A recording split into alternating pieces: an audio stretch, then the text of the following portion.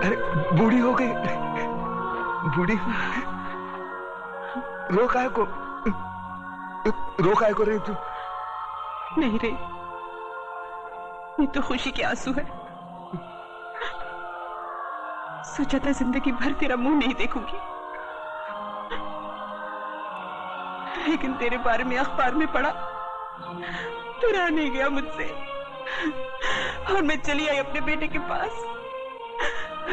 कैसा है रे तू?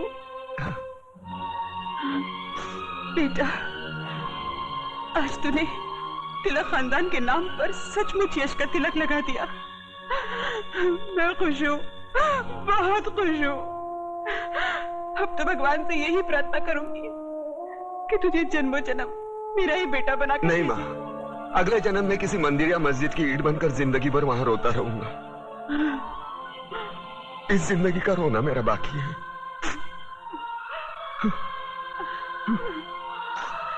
दुख सिर्फ इस बात का है मैं तेरे लिए कुछ कर नहीं सका। नहीं बेटा, तूने बहुत कुछ किया, मुझे सब कुछ मिल गया।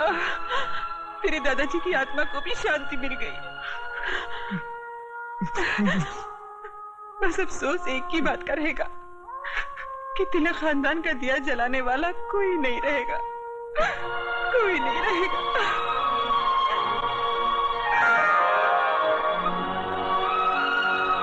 ये देख, अपनी बहू के लिए रखे थे,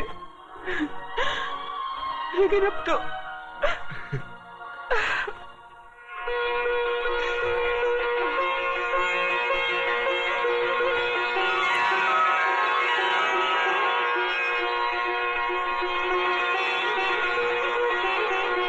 माँ, ये कलम वाली बाई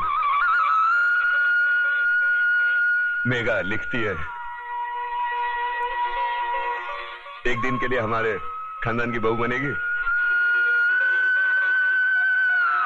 सोच ले।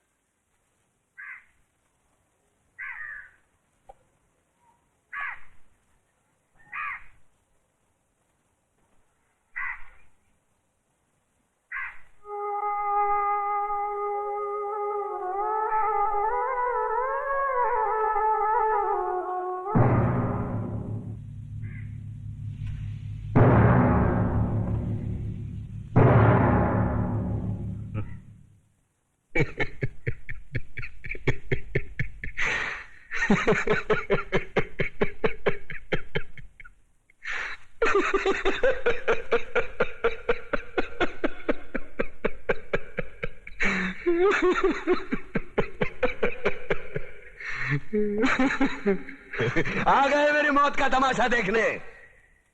अब मुझे लटका देंगे, जुबान ऐसी बाहर आएगी, आंखें बाहर आएगी, थोड़ी देर लटकता रहूंगा, फिर ये मेरा भाई मुझे नीचे उतार देगा, फिर आप चर्चा करते घर चले जाओगे, खाना खाओगे, सो जाओगे। तुम्हारी ये नामर्दानगी, बुज़दिली एक दिन इस देश की मौत का तमाशा इसी खामोशी से देखेगी। कुछ नहीं कहना मुझे तुम्हें, कुछ नहीं। तुम्हारी जिंदगी में कोई फर्क पड़ने वाला नहीं। अंधेरे में रहने की आदत पड़ी है तुमको, गुलामी करने की आदत पड़ी है। पहले राजा महाराजाओं की गुलामी की, फिर अंग्रेजों की, अब चंद गद्दार नेताओं की और गुंडों की। धर्म के नाम पर ये तुम्हें बहकाते हैं, तुम एक दूसरे के गले काट रहे हो। काटो काटो। ऊपर वाला भी ऊपर से देखता होगा तो उसे शर्म आती होगी, सोचता होगा मैंने सबसे खूबसूरत चीज बनाई थी, इंसान। इंसान नीचे देखा तो सब कीड़े बन गए, कीड़े।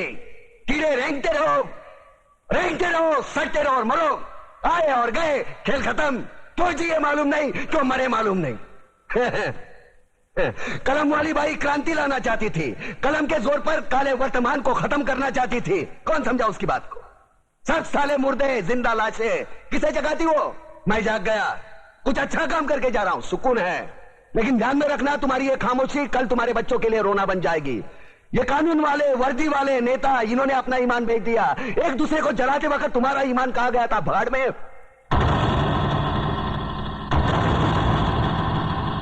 ये पिस्सू जैसा हमारा पड़ोसी मुल्क आने वाले कल में शायद अपने आप को दुनिया के नक्शे पर देख नहीं पाएगा। एक बात भूल रहा है, उनके घर में जो रोटी बनती है ना, उसका आटा भी विदेशी चक्की से पीस के आता है। साले अपने खुद के देश में सुई नहीं बना सकते और हमारे देश को तोड़ने का सपना देखते हैं। वो ये सपना देख सकते हैं क्योंकि उन्हें मालूम है ये मुर्दों का देश है। वतन के लिए किसी को कोई हमदर्दी नहीं है। इसे तोड़ना बिल्कुल आसान है। मैं हिंदू, मैं मुसलमान, मैं सिख, मैं फलाना, मैं ढिमका। एक लाठी को तो कोई भी तोड़ सकता है, लेकिन लाठी के भारे को तोड़ना मुश्किल है। मैंने बचपन में पढ़ा था, स्कूल में, तीसरी में। मैं क्यों समझा रहा हूं तुमको? क्यों समझा रहा हूं? पागल हूं मैं? भूसा भरा पड़ा है मेरे दिमाग में। क्यों बातें कर रहा हूं इन पत्थरों से? हंसो, हंसो, खुशियां मनाओ। क्रांति की राह पर एक और कुत्ते की मौत मरने जा रहा है। कल कोई और मरेगा, हमें क्या? हम इसी तरह जीते रहेंगे, है ना? जियो भाई जियो, जैसे चाहिए वैसे जियो। मैं हिजड़े की जिंदगी जीना नहीं चाहता। ए ला, चल चल ला।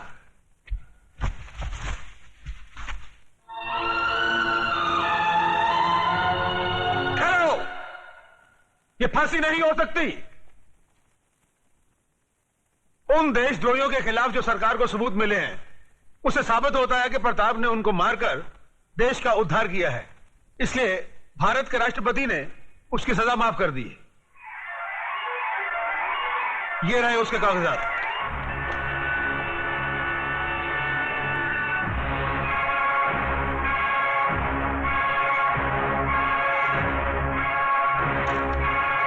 रोक दीजिए ये फांसी।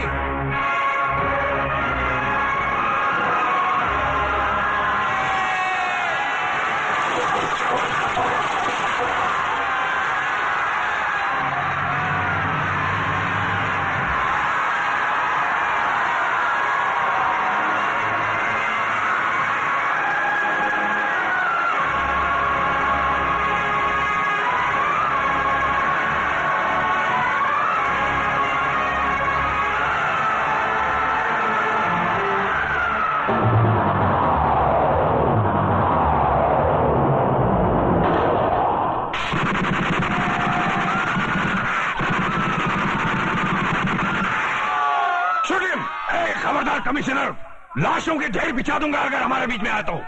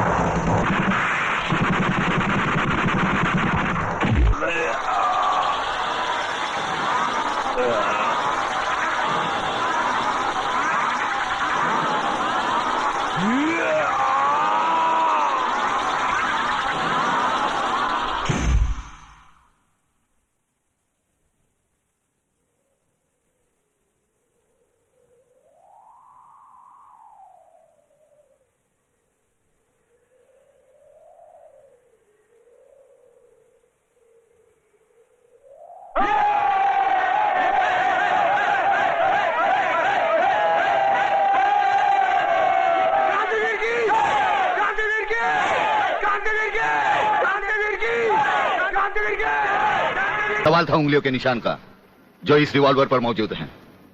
एक बात मैं दावे के साथ कह सकता हूं सर, अनीता चौधरी का कातिल और राधा टंडेल से शरीर संबंध रखने वाला यही है रसिकनाथ। डीआईजी के बेटे संजय को फंसाया है क्योंकि वो अपने बाप के कातिल का चश्मदीद गवाह है।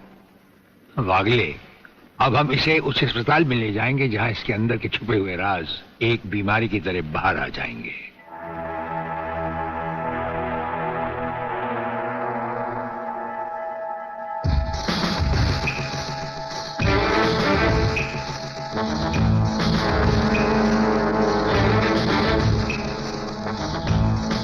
जो दुश्मन यहां बांधा गया, समझो उसकी अर्थी उठ गई।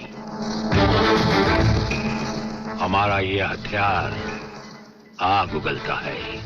जो कुछ हमने पूछा, अगर उसका जवाब तुमने सच सच नहीं दिया तो ये हथियार तुम्हें जला डालेगा। मगर आप चाहते क्या है? प्रलयनाथ गिरना स्वामी तुम्हारा बाप है। हाँ जी, हाँ जी। और अब वही इस देश को खत्म करने की तैयारियां कर रहा है। हाँ जी, बिल्कुल।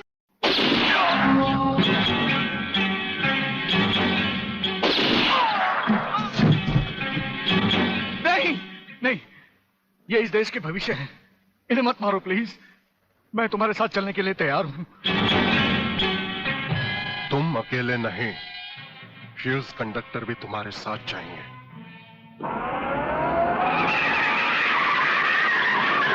रुको डैडी, रुको।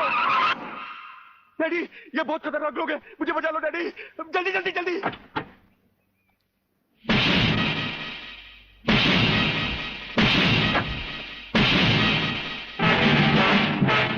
प्रलयनाथ, वो रहा तुम्हारा कबूतर बेटा, और उसके गले में है जला देने वाला बम। उसका रिमोट कंट्रोल हमारे हाथ में है। अगर तुमने एक कदम भी आगे बढ़ाया तो उसे जलाकर राख कर दिया जाएगा।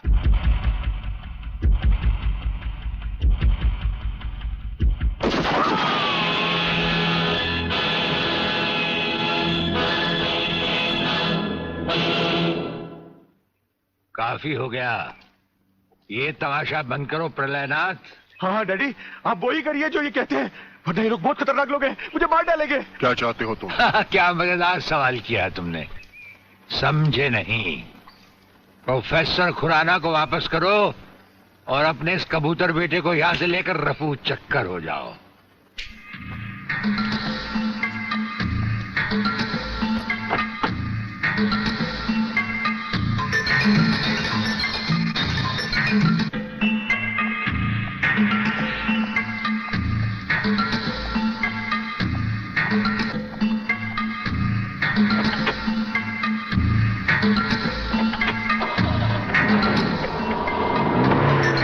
ब्रिगेडियर, वो फ्यूज कंडक्टर आप नहीं जानते? हम सब कुछ जानते हैं प्रोफेसर। उसकी गाड़ी में हमारा ट्रांसमीटर लगाया जा चुका है। वो जो कुछ भी कहेगा, जो कुछ भी करेगा, जहां कहीं भी जाएगा, उसकी हर एक मूवमेंट की खबर हमें मिलती रहेगी। हमारे ट्रांसमीटर का सिग्नल बता रहा है कि गिंडा स्वामी का अड्डा वो ये रहा। ये से बाहर एक वीरान जगह पहाड़ियों के बीचों बीच है। कमांडोज रेडी फॉर ऑपरेशन तिरंगा।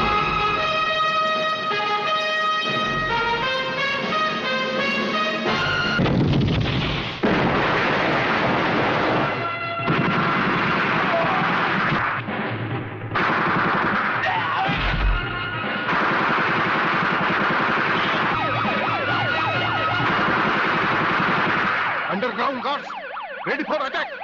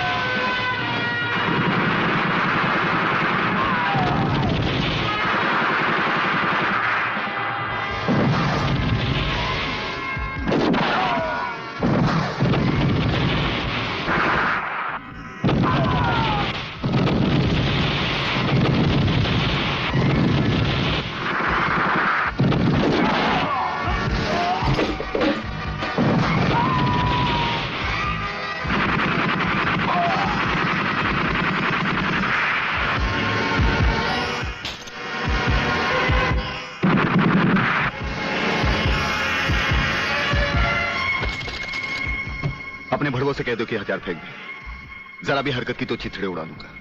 हथियार फेंक दो।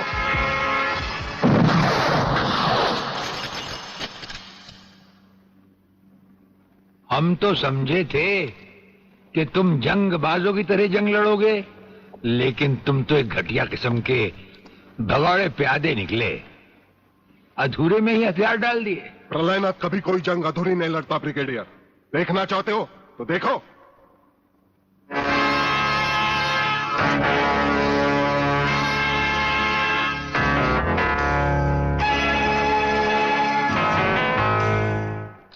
देखा वागले, अब हथियार नीचे डालने की बारी तुम्हारी है। डाल दो हथियार।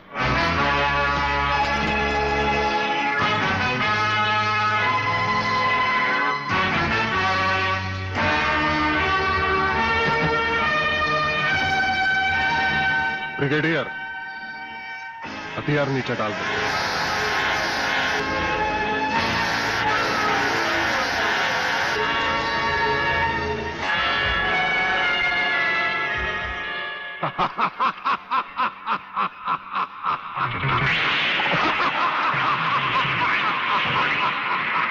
बागले साहब, यही है मेरे पिताजी का कातिल। इसी ने मेरे पिताजी का खून किया। यही है कातिल। बागले साहब, मत छोड़ना इसे।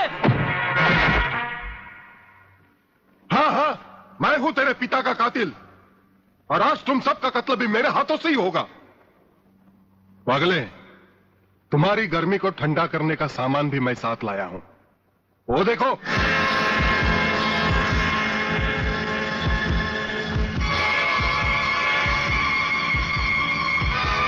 खबरदार अपनी जगह से हिलने की कोशिश की। एक ही बटन दबाऊंगा, सबको राख कर दूंगा। अगर देखना चाहते हो तो ये देखो।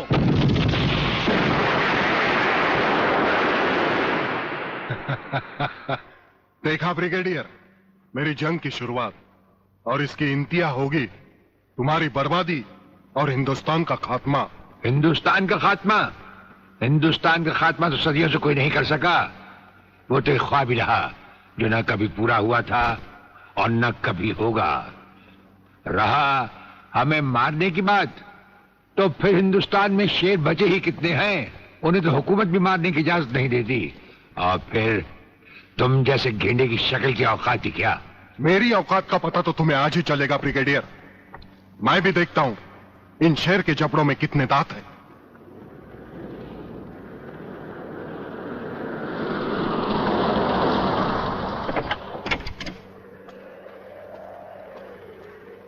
नमस्कार शिवाजीराव वागले। आओ आओ हीरे की औलाद आओ, तेरी ही कमी थी। जब तक हमारे देश के हिस्से में तेरे जैसे मंत्री आएंगे ना, हमारे देश का इसी तरह कल्याण होता रहेगा। नमस्ते। वाह प्रलयनाथ जी वाह, क्या खूब मिलाई है इन दो देशभक्तों की जोड़ी, जो आज देश के नाम पर एक साथ शहीद हो जाएंगे। कई शहीद होते आए हैं और कई शहीद होते रहेंगे अपनी धरती मां को बचाने के लिए। लेकिन तुम जैसे लोग जो अपने आप को ही नहीं, अपनी मां को भी दौलत की खातिर बेचते आए हैं, और उनका अंजाम एक गुमनाम लाश की तरह होगा जिसे गिद्ध और चीले नोच नोच कर खा जाएंगे। नोच नोच कर तो हमारे आदमी तुम्हें खाएंगे। मैंने फैसला किया है, आज 15 अगस्त के दिन मैं इस देश को बर्बाद कर दूंगा। आज वो दिन हमारे और तुम्हारे सामने है। ध्वजारोहण को अब सिर्फ 24 मिनट बाकी है, और 25वें मिनट में क्या होगा वो तुम सब अपनी आंखों से देखना। प्रलय 1 आउट, रेडी फॉर टारगेट।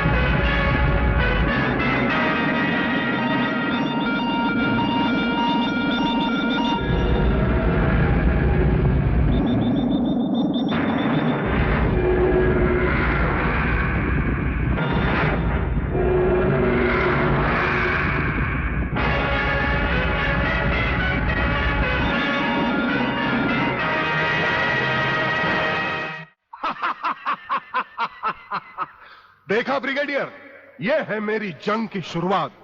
अब तुम सबके सामने ये मेरे तीनों मिसाइल्स ईस्ट, वेस्ट और नॉर्थ कमांड को खत्म करेंगे और हिंदुस्तान पर विदेशी हुकूमत का झंडा लहराएगा। और इस देश की बर्बादी तुम सब अपनी आंखों से देखोगे। ये देखो,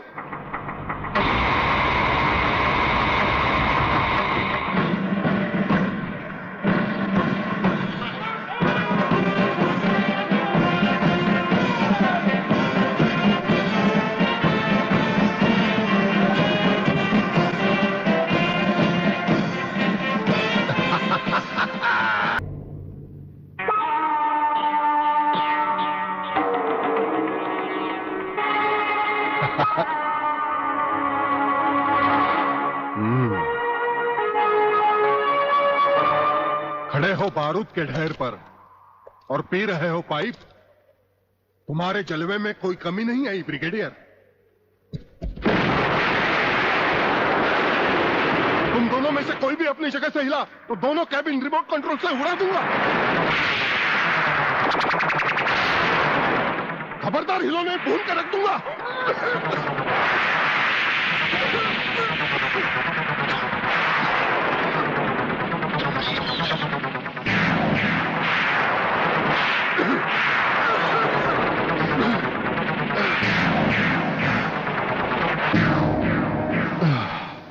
ये तो हमारे एक छोटे से पीने वाले पाइप का कमाल था। अगर कहीं भूले से हमारे इस रुमाल को हाथ लगा बैठते तो जलकर राख हो जाते गेंडा स्वामी। जलकर राख कौन होगा, इस बात का पता तुम्हें अभी चल जाएगा ब्रिगेडियर। प्रलय 1 स्टार्ट।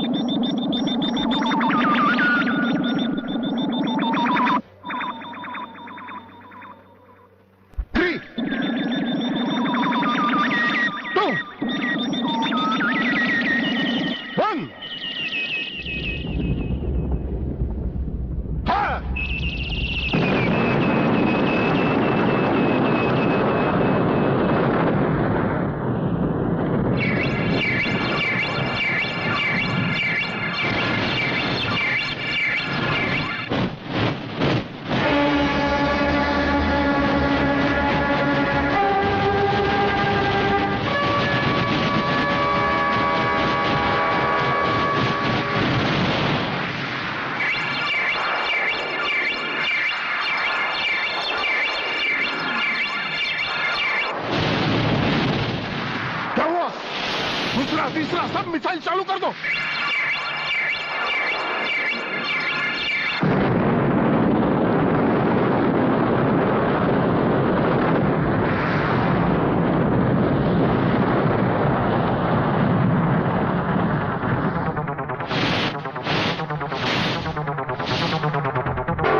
प्रलयनाथ जी, मैं पूरी कोशिश कर रहा हूं, लेकिन पता नहीं क्यों एक भी मिसाइल टेक ऑफ नहीं हो रहा। गार्ड्स, इसका टेक ऑफ कर दो। हमारा वो पाइप डायनामाइट से भरा हुआ था। हम जानते थे कि तुम कभी ना कभी हमारे हाथ से छीन कर उसे फेंकोगे। उसी के धुएं की आग लेकर हमने तुम्हारे सब मिसाइल के फ्यूज कंडक्टर निकाल लिए हैं। गेंडा स्वामी, फ्यूज कंडक्टर। अब तुम्हारे मिसाइल में सिर्फ धुआं रह गया और कुछ भी नहीं। बाकी बचे तुम। गेंडा स्वामी, उसे तो हम निपट लेंगे। भून डालो इसे।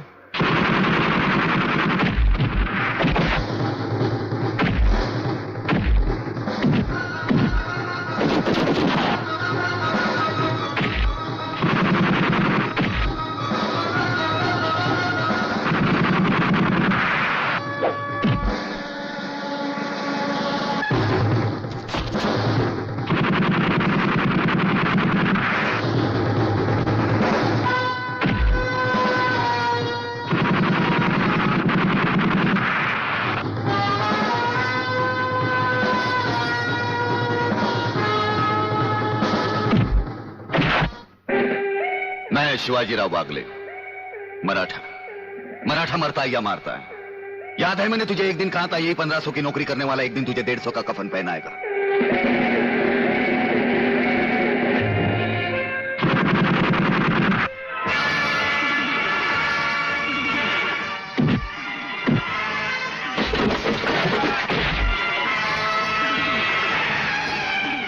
भाग रहे हो जानी?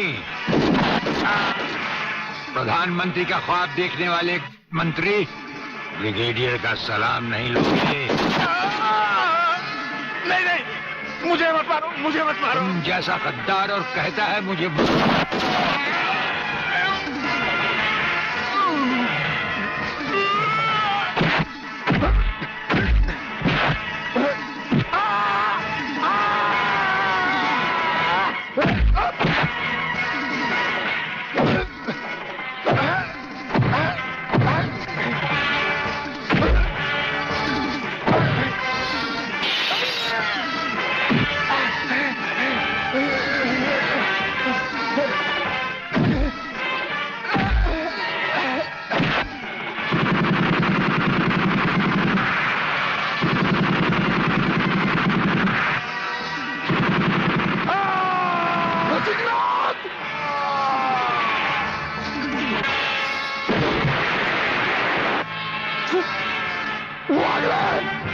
Come here!